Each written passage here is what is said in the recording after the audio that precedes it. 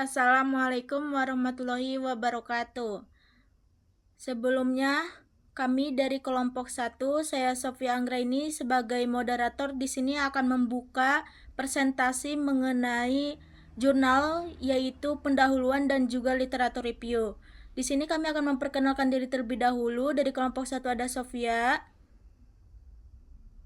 Selanjutnya ada Ayu.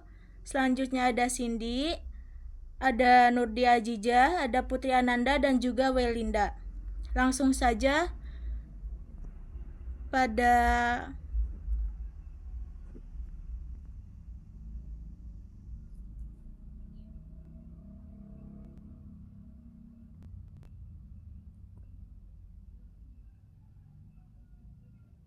udah masuk belum?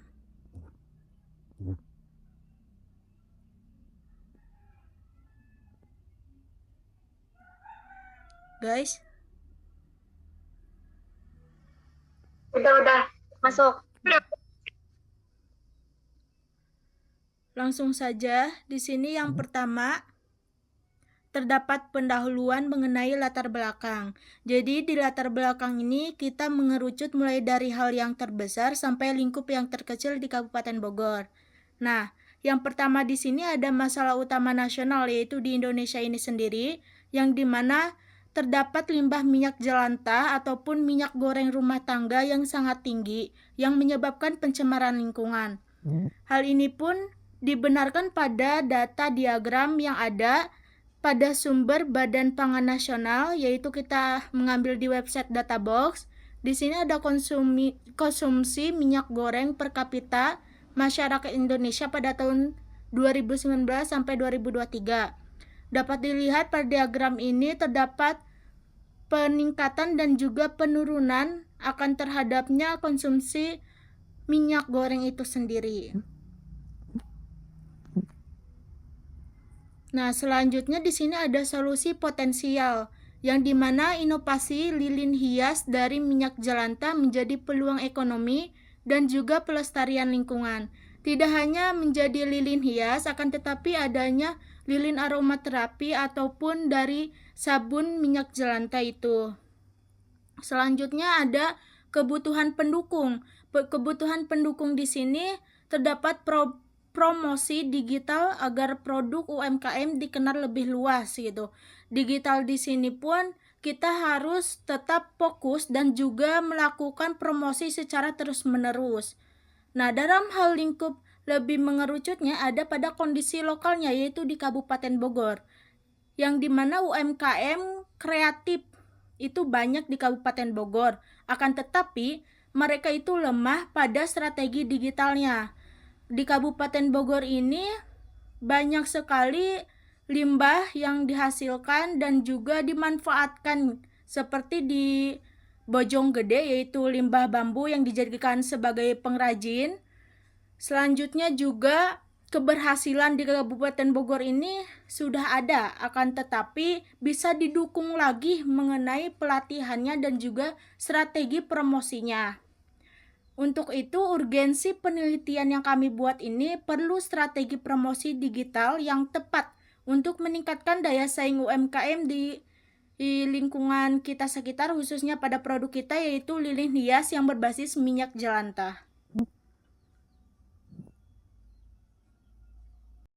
Selanjutnya ada tujuan. Pada slide ini menjelaskan 3 tujuan utama dalam menganalisis strategi promosi digital untuk produk lilin hias. Yang pertama itu menganalisis faktor internal yang bertujuan untuk menguji kekuatan dan kelemahan yang dimiliki pada usaha lilin hias, seperti kualitas bahan, kreativitas desain, kemampuan produksi, serta pengelolaan pemasaran.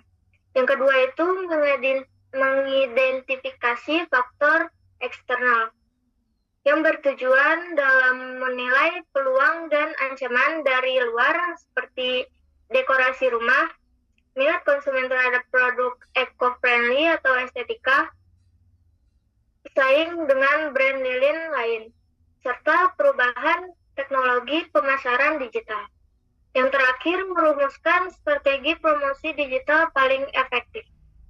Bertujuan untuk menentukan strategi promosi yang sesuai untuk meningkatkan penjualan lilin hias. Misalnya pemanfaatan Instagram, TikTok, konten kreatif, testimoni pelanggan, atau kerjasama dengan influencer.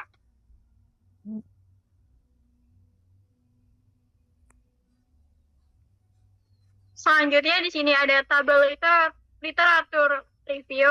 Di sini kita mengambil ada 17 jurnal sumbernya. Dan ini dengan judul berbeda, dengan metode deskriptif, dengan analisis SWOT, habis itu penelitian. Nah, judulnya itu tentang strategi media sosial dan penelitian tentang minyak jelantah yang bisa dibuat untuk menjadi sabun cair, lilin, ada banyak macamnya. Terus lalu ada bagaimana caranya memproses si limbah minyak jelantah ini.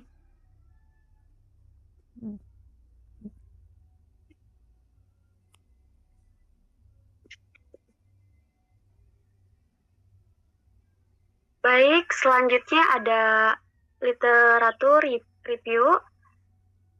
Kita mulai dari faktor internal. Jadi faktor internal ini adalah hal yang berasal dari dalam usaha kita sendiri dan berpengaruh langsung terhadap hasil produk kita.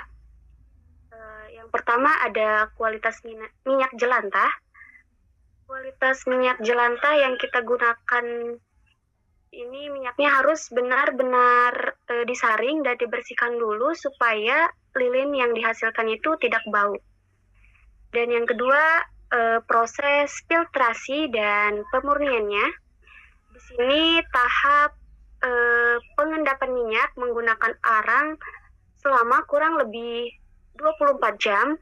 Kemudian saring untuk menghilangkan sisa kotoran dari minyak bekas dan baunya. Selanjutnya pemurniannya menggunakan bleaching earth agar minyak lebih bersih dan jernih. Selanjutnya keterampilan SDM dan pengolahan.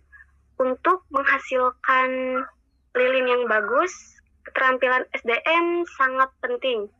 Jadi semakin ahli kita dalam mencetak atau menghias lilin, maka hasilnya juga akan makin rapi dan menarik. Selain itu, proses pengolahan juga tidak boleh sembarangan.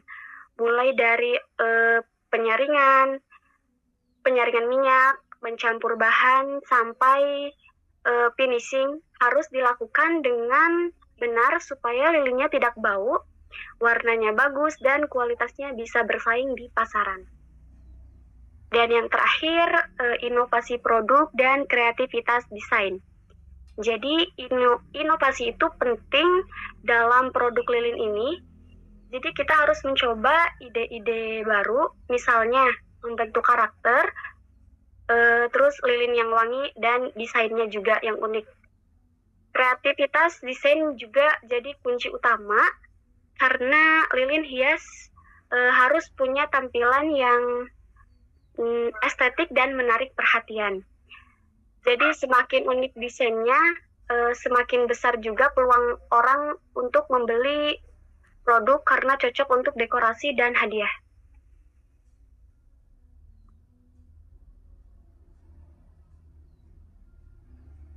Selanjutnya di sini ada faktor eksternal. Yang pertama, tingkat kesadaran lingkungan masyarakat, yang dimana beberapa penelitian menunjukkan bahwa meningkatnya kesadaran masyarakat terhadap isu lingkungan menciptakan peluang besar bagi produk berbasis daur ulang. Selanjutnya, peluang besar produk dekoratif membuka ruang bagi lilin hias berbahan minyak jelantah untuk bersaing di segmen pasar kreatif. Peluang perkembangan teknologi digital, dukungan pemerintah, dan komunikasi. Di sini dari hasil eksternal, peluang dan ancaman mempengaruhi strategi usaha.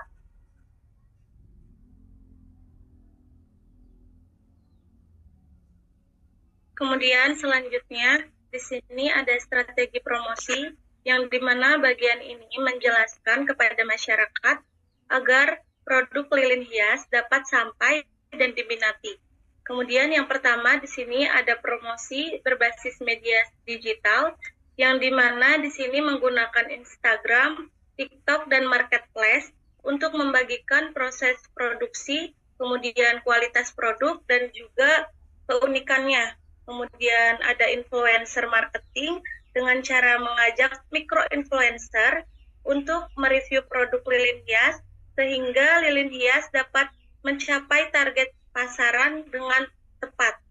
Kemudian yang ketiga, ada edukasi lingkungan dalam promosi dengan cara menyampaikan dan menjelaskan ketika konsumen membeli produk lilin hias, kita menjelaskan bahwa konsumen tersebut telah ikut serta dalam pengurangan limbah minyak jelantah, sehingga hal tersebut dinilai positif dan juga menarik minat masyarakat yang peduli akan lingkungan. Dan yang terakhir ada branding dan identitas produk dengan cara membangun branding dengan logo, kemudian kemasan, kemudian keunikan desain, dan juga latar belakang produk, sehingga hal ini disebut sangat penting untuk mencapai target digital yang baik dan juga menjadikan pembeda produk lilin hias dengan kompetitor lainnya. Nah, dari sini semuanya secara keseluruhan, literatur review ini menjelaskan bahwa keberhasilan produk lilin hias ini terpengaruhi dari faktor internal, yaitu kualitas bahan baku dan juga keunikan desainnya. Kemudian faktor eksternal dengan adanya tren masyarakat dan juga dukungan pemerintah, serta strategi promosi dengan media digital dan juga branding yang jelas.